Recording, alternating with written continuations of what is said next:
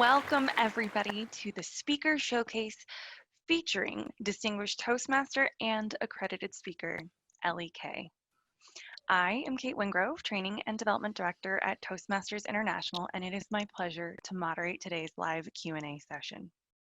If you'd like to ask Ellie a question, you'll see a Q&A icon usually at the bottom of your screen. So go ahead and click that, type in your question and hit send. We'll do our best to get to as many of the questions as possible during the course of our time together today. But just go ahead and type those questions in and we'll see what we can get to. One more time, just in case you missed it, you should see a Q&A icon at the bottom of the screen, usually is where it is. So if you have a question for Ellie, please type your question in there and hit send, and we'll go ahead and address as many as we can. It is my pleasure to introduce Ellie Kay. Ellie is a speaker, the author of 15 books reaching 1 million readers, and a media veteran with 2,800 interviews and over 2,000 paid presentations to her credit. Ellie is the founder of Heroes at Home, a nonprofit providing free financial education to the military. Ellie's education session, titled The 5 Partnerships Every Toastmaster Needs, is available to watch on demand, and we are very honored that she is joining us live today. So please welcome Distinguished Toastmaster and accredited speaker, Ellie Kay. Thank you. Thank you so much, Kate. It's so great to be with you guys today, and it's exciting to be a part of the first ever virtual Toastmasters convention. And I am just very happy to see how well Toastmasters is pivoting, how they're doing what they need to do to bring the educationals and the whole conference to everybody. And I'm glad you joined us today, and I'm glad you're a part of this conversation. Thank you so much, Ellie. All right, we do have some questions ready, so let's get started. To kick things off, you talk about 5 different partnerships in your session: the fun friend, the encourager, the adventurer, the artist, and the prophet. Which of these roles do you appreciate the most in your own life? That is such a good question. And one of the things that I think of when I think of those roles in my life, I really love the encourager. I mean, I think a lot of people in Toastmasters love that person that just comes back and makes you feel better about what you're doing. They encourage you to try things that may be a little bit more difficult. I also like the prophet, because the prophet encourages like the encourager, but they actually tell you how to do it. They usually have a lot of experience. They're wise in their background, in the way that they present information to you, and they can help you bridge that gap between your dreams and then making your dreams come true. And so those are 2 that I really do appreciate. And my daughter, Bethany, who's also a Toastmaster, she has been both of those in my life. And I think we all need that in a lot of different ways. Fantastic, thank you. So this kind of actually relates to the next question that I have here. You mentioned that your daughter does fulfill some of those roles for you, and she happens to be a Toastmaster as well. Do you feel like a family member can fulfill some of these roles specifically in a Toastmaster's life, or do you feel like it needs to be somebody else that's also a Toastmaster? I think the answer is yes. I think it can be both. And so sometimes in our lives, we have that family member that can help us lighten up. They just have a couple of words. They know us so well that if life starts to get to us with the pandemic, with whatever is going on, they have that ability to just help us be that fun friend and lighten up a little bit. And if they do that, like right before a Toastmasters meeting or before another business meeting that you might have, or just generally in life, that can help you in every area of your life, including Toastmasters. I do think that these roles are important for every club to possess. In a Toastmasters meeting, we need someone who can be appropriately funny. I'm not talking about something that's awkward and it's like, oh, what's Joe gonna say this week? Not necessarily something like that, but someone who has this ability to just lighten it up a little bit and bring the energy of the club up. So that's the fun friend, and all roles I think that if you can find those in your club and you can appreciate them and value them and reach out to these club members and say, hey, you know, I listened to this partnership thing and you're really the artist in our club. You do so many things behind the scene that just makes things more appropriate for our group, that brings the artistic level up, those kinds of things. So I think that we can look at it that way. Fantastic. Thank you, Ellie. So we do actually have a question in from Heather Marinello, and Heather would like to know, you said practice until you can't get it wrong, not perfect. And she's wondering if you can clarify a little bit of what you mean by that. This is something that I did when I went for accredited speaker. I changed about 2 minutes of my presentation, and I changed it like in the middle of the night. And so I spent a couple of hours just going over it, over and over it. It's like I believe that our minds have that muscle memory. So just like if you lift weights or you're a runner or whatever athletic element that you have in your life, your muscles get conditioned and they have that muscle memory. So they know, okay, you know, we're going to go 3 miles today. And I think our brains have that as well when it comes to our speeches. And when I say that you practice, not until you get it perfect, but until you can't get it wrong, that means that you just go into it. And once you start into that speech or to that sentence or to that part, your brain knows exactly where you're going. And they know how to get that right. And it also helps a lot with the jitters. So for example, I've been on international television, CNBC, and there might be 5 million viewers at that time. I pretty much know what the first question might be. So I have gone over that over and over and over. And it's one thing to mess up in front of 25 friends at Toastmasters. It's another thing to mess up in front of 5 million people around the world. And so there's a lot of pressure involved in that. So if I practice it and I just start speaking it when I'm starting to answer, then that muscle memory from my brain kicks in. I know exactly where I'm going, and it just calms everything down to make for a great interview. Wonderful. Thank you so much. So you were actually the only accredited speaker candidate to pass the final level to earn your designation in 2015, and your speech was called Heroes at Home. And we have a question from VJ that's kind of curious to know what was that journey like to become an accredited speaker? How many times did you have to give that speech before you gave it on the big stage? And did you have to modify it at all for an international audience? That is really something that I think everybody has to think about. You always have to consider your audience when it comes to accredited speaker. However, if you read what the background is for accredited speaker, you are operating within your wheelhouse. So theoretically, if you were a preacher, you could go out there and you could preach. I mean, theoretically, if that's what you're getting paid to do on a regular basis, because that's your wheelhouse. With me, I was speaking to military audiences, and Heroes at Home was a keynote speech that I'd given 500 times.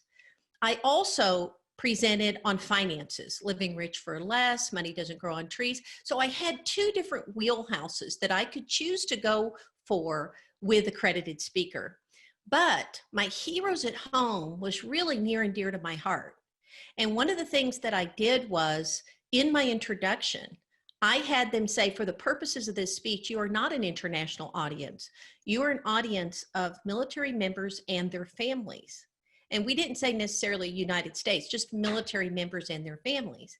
And so now I changed the audience. And I think I was the first one that ever did that. I don't know if they recommend it, but in my introduction, I changed the audience to fit what my wheelhouse was and what my speech was. Now, you can't do that for World Championship, but you could do that for accredited speaker, because if you look at the criteria, it's where you normally speak. And I do speak to military families. Fantastic.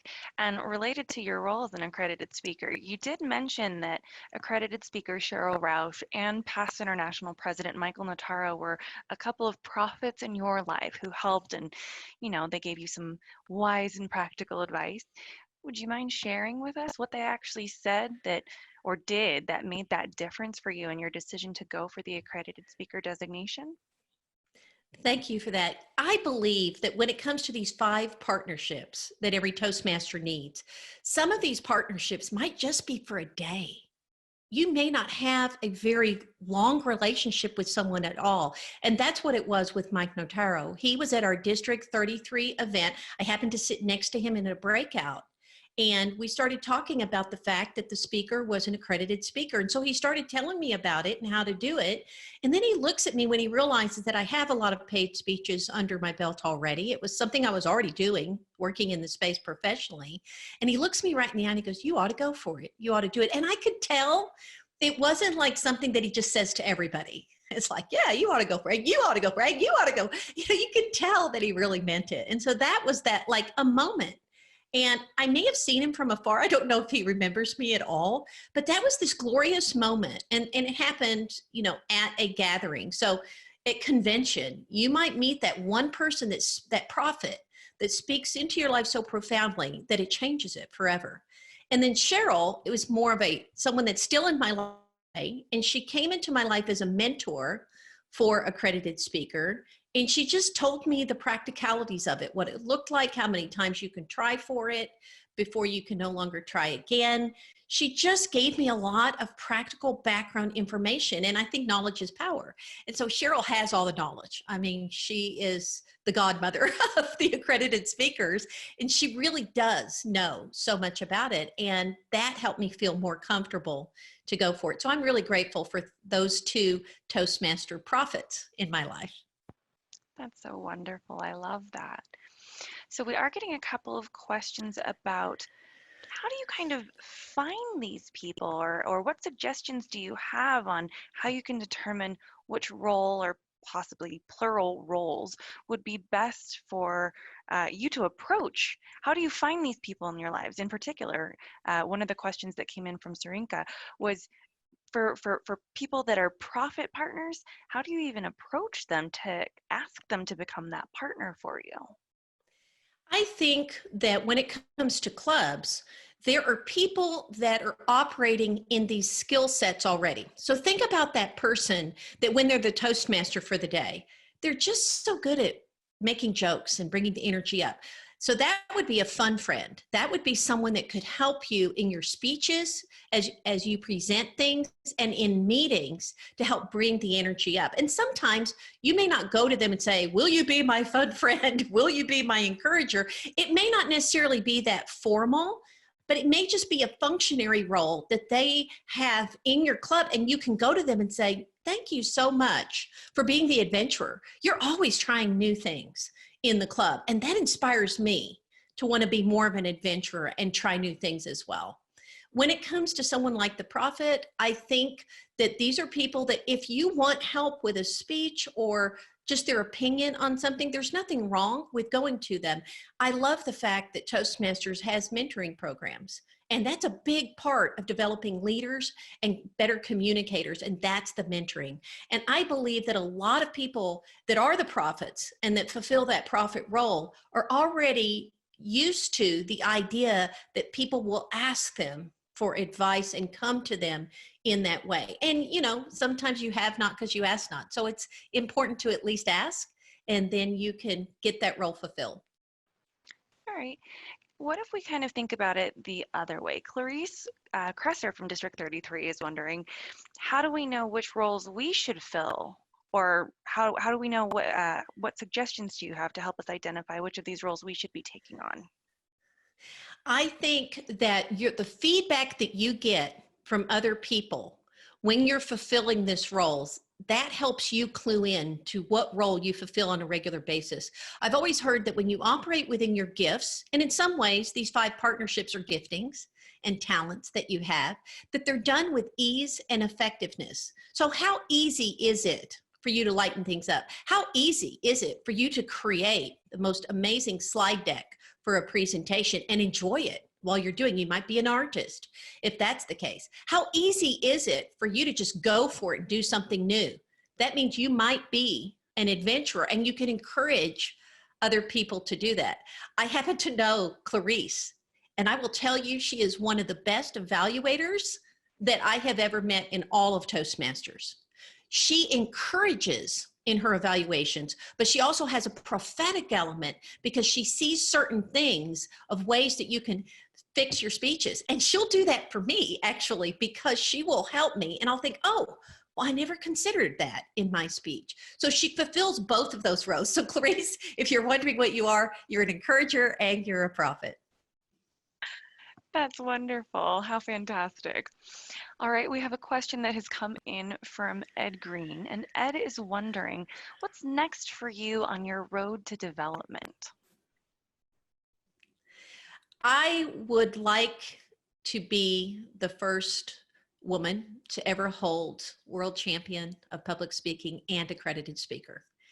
That is what I'll be working on next, is to develop speeches to become the world champion of public speaking. That's a big lofty goal. And you know what? That's a little scary for me to say, especially since this is being recorded. But this is something that I have felt from the very first time in 2015 when I saw the finals at the World Champion, and it is something that I will be working for in the future. Fantastic. We wish you luck on that, Ellie. Thank you. All right. Bethany Bayless is curious if you can share with us the best advice that you've ever received in your Toastmasters journey. I have received some really good advice along the way. And one of the things that I received in terms of advice is that this is not your circus and those are not your monkeys. In fact, I developed an entire speech based around that. I am a personality on the Enneagram scale. I'm an 8. I'm ENFJ with the Myers-Briggs. So I am a personality that wants to get in there and fix things, especially if there's like an injustice or something going on. I want to defend those that may be in a place where they need someone to be their advocate. And yet, I have to realize that I can't fix everything. And so that's been my best advice, is to discretion's the better part of valor. So as I see something, then maybe, especially in this age of Zoom, I can send a private note, not in front of everybody, but just send a note to encourage someone and to help them tweak and say, you know, when you said this particular word like coop, I think it's actually co-op instead of coop. And you may want to keep that in mind for next time. So little things like that. And that's some of the best advice I've ever gotten for me, for my personality. Fantastic.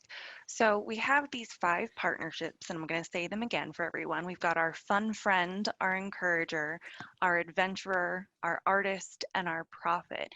Do you find that with these different partnerships that they last for a season, or do they last for a lifetime? I think that some do last for a lifetime. And there are some friends that you can go back to when you need encouragement. And there are some Toastmasters that you can go back to that you know will help you take that speech and add humor to it, because you need things to lighten up a little bit. It's just a little too heavy. I do believe that there are long-term partnerships that you can have. But think about Toastmasters. Toastmasters is constantly changing and evolving. If you look to get President's Distinguished Club, you know that you have to recruit so many members because people move, they stop going to club, they have work which interferes, and we are constantly having a turnover in most Toastmasters clubs. And in that, there is a great opportunity to continually develop new partnerships that can help you in that season in your life. I think that sometimes we have key partners that come in that help us for a specific purpose and a specific reason. For example, in Toastmasters, you can become a leader. So let's say you're running for club president, and there is a fellow Toastmaster who maybe has been a successful president in the past, and they will help you for that next year to mentor you in how to be the best president possible and how to get President's Distinguished Club, those kinds of things. So there are definitely seasons for people to come in and out, but then there are some that do last a lifetime, and those are very precious. There's this old saying that make new friends but keep the old. One is silver and the other gold. And so I believe in Toastmaster, we have both gold and silver friendships, and we value all of them. I love that. Thank you. So Andy Byrne is wondering, do you think that all people usually have some combination of all 5 of those different roles, or is it usual for them to just have one? What are your thoughts on that? Well, that's a great question. And I'm not a psychologist, I'm a professional speaker. And I am someone that can read an audience pretty effectively. And I have worked with a lot of different people, and that's kind of my background. So, from that perspective, would say that it's very rare that you find someone that has all five. That's no excuse, though, to not develop them. So you can't say, hey, I'm not an adventurer, I'm not going to go for club contest. Well, maybe you should. Maybe you should step out of your comfort zone, become a little bit more of an adventurer to do that. I believe that we can kind of increase in all these talents and giftedness, but when it comes to what we may do with ease and effectiveness and a little bit more naturally, that may only be one or two or three. So I think that answer is as diverse as we have people watching in today, and it's going to really depend upon that individual. And I think there's seasons of your life when you may be more fun, and then others when you're not. And then when you're not having fun because life happens, then you need that fun friend to come along and bring that joy, that fun back into your life as a Toastmaster and into your club too. So I think it's important for us to try to develop all of these in our club, and value people that are different than us. I'm not much of an artist. My daughter is a great artist, and she helps with PowerPoints and so forth. So we can value those things that are different in other people, and we can grow at all times. Do you think it's possible then that if I'm a member of multiple clubs that I may choose to take on one role in one club and a completely different role in a different club because I'm filling the need in that particular instance? Absolutely. I love that question. And that's a great observation. That's a fantastic insight. When I have gone to other clubs that are maybe new, that are just starting up, then you're going to be bringing more of the profit encourager thing into that. Whereas if your club that you've been a part of for a very long time and they're really well established, they may not need your inputs when it comes to some of those other areas, but they may need your creativity. They may need your humor. They may need you to kind of push them out of their comfort zone, especially clubs that have been around for a long time, and try something new. And I do believe that's a great point. That's why being member of multiple clubs is really a great opportunity to grow as a whole person when it comes to the partnerships that you can develop as a Toastmaster. So in your Toastmasters club, then, what partnership would you consider yourself to be in? I vary in a lot of different ways. I can be really creative when it comes to like a theme for the day, and I can launch into different accents. I can think of cool and creative ways to be able to do things. I like to be a prophet. I like to help people take their speech to another level from good to great. And that's a role that I really appreciate. So I like being an evaluator in my clubs. I try to step in and be whatever we need for that day. So if the energy is really low and I'm table topics master, then I can bring that energy way up in the way that I present different things and the way that I can fulfill that role as a fun partner. And so I think the answer is I try to be really sensitive to what's happening in the moment. And if someone else is already being that fun friend, I don't have to compete with them for that role. I can let them have that. What's important is the good of the club and of the team. And if somebody else is doing that, then we don't need to make it a competitive, but a complementary type of approach. And I think that works really well. Awesome. So when you're thinking about Toastmasters clubs, is there a particular type of Toastmasters club that you enjoy the most? And how do you make sure that you're getting the most out of that club experience? That is such a great question. And one of the types of clubs that I really like the most are the professional clubs. And I like clubs where we can practice real world speeches. Where I live in Southern California, we live near Aerospace Valley. We actually have rocket scientists in some of our clubs. And if they have to give a presentation that's declassified, that is important to them to be able to present, they can give us that version. And even though we may not understand a lot of it, we can make suggestions to help them before they do it. And now when they go back to where they work or other organizations that they're a part of outside of Toastmasters, and they give that real world speech, they are that much more prepared. So I like a club where I love practicality. I will practice my new material. So maybe I'm telling a new joke, or maybe I'm telling a new story that I'm trying to get people to cry with. Because when you really connect with people, you're connecting the head with the heart, and you do that through humor and you do it through tears. And maybe I'm trying something new that is really poignant and it's really important.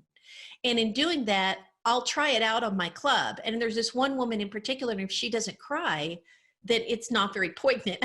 And that is, if I am trying to connect on that level for a specific purpose, a purpose to help in that presentation that I'm about to give, then I can practice that on my home club. And if my club won't laugh at something, a new anecdote or joke of some kind, then it isn't funny. And I'd rather fail in front of 20 friends than 2,000 strangers. And so even for me personally, I like clubs where I can continue to grow and develop and do real world speeches. Do you find that as you're testing out your content, you mentioned that you do practice a fair amount with your home club. Do you end up visiting other clubs to test it out in other areas as well? Do you limit it just to your home club? I do like to visit other clubs. And now in the land of Zoom, I can visit a lot of other clubs that I couldn't visit in the past.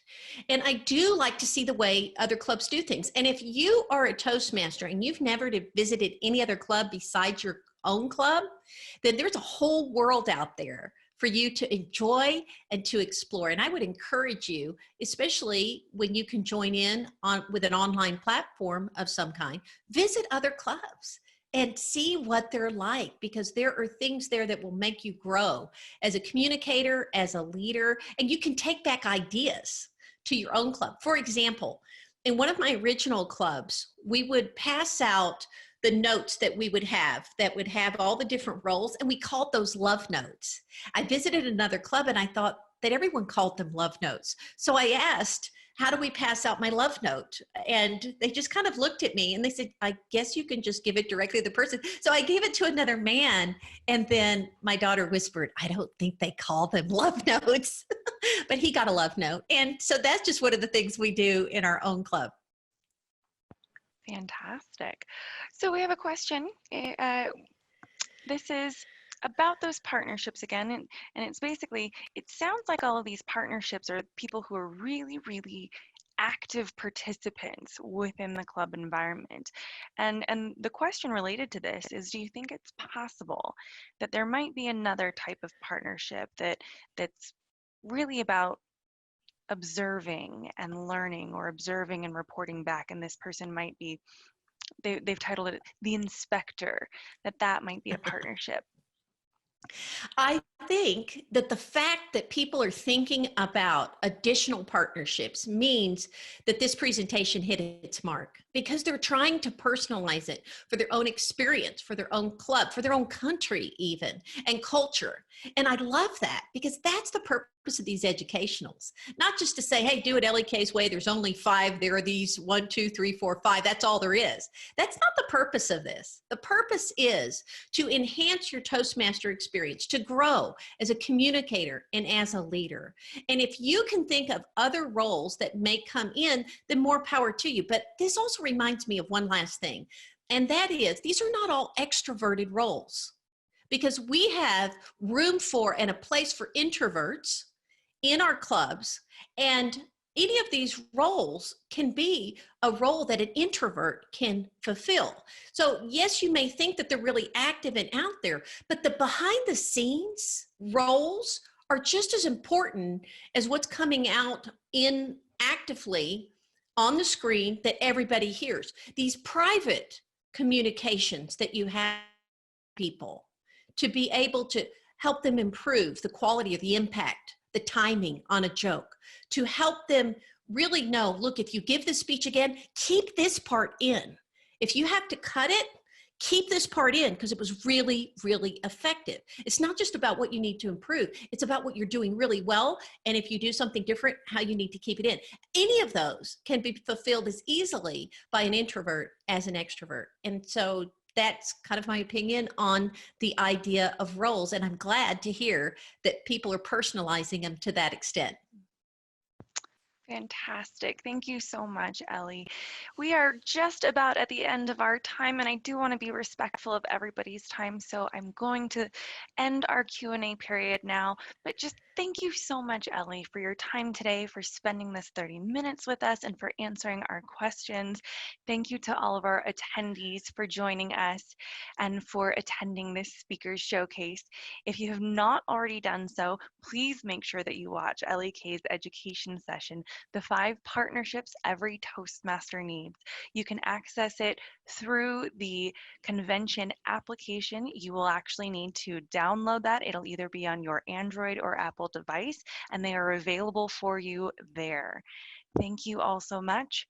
Wherever you are, whatever time it is where you are, we hope you have a wonderful rest of your morning, afternoon, or evening. Thank you.